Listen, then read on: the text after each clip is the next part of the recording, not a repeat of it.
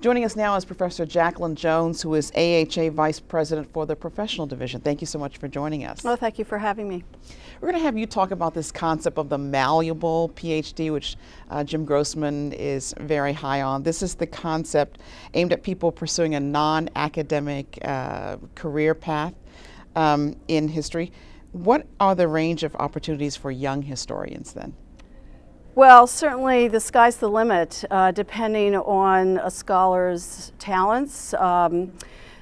Many historians have really extraordinary skills in terms of organizing a large research project, evaluating evidence, writing clearly, managing a large project over time. These are skills that a lot of employers want.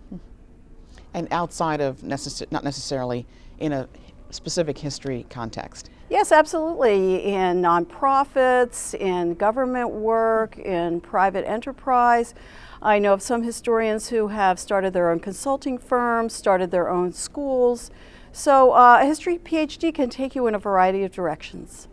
Last week we talked about there being kind of a resistance in the community to non-university jobs. Is that changing? Oh, I think it is. I think the AHA has really jump-started a conversation all over the country in graduate programs and history departments all over about the Malleable PhD and what it means to our students, the options, the opportunities it affords them, and a lot of different constituencies are embracing the idea, not only the students themselves, but faculty mentors and deans and employers. So I really think this idea has taken off, and I think the AHA has really helped to start this conversation.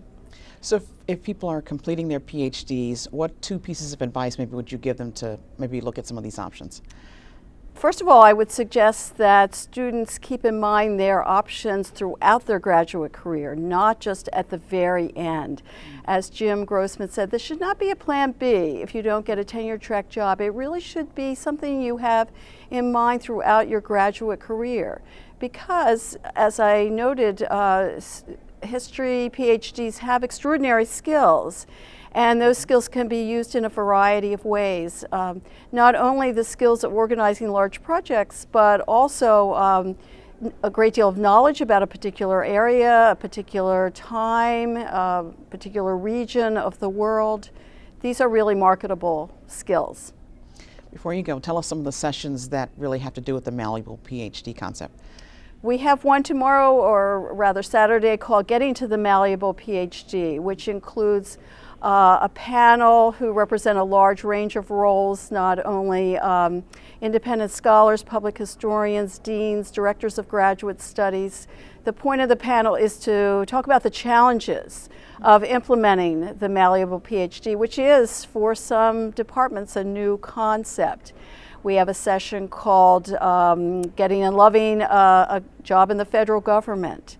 And those are a couple of the thread, the Malleable PhD thread. Sounds fascinating. It might be pretty popular. Yeah, I think so. Thank you so much for joining us. Oh, well, thank you for having me.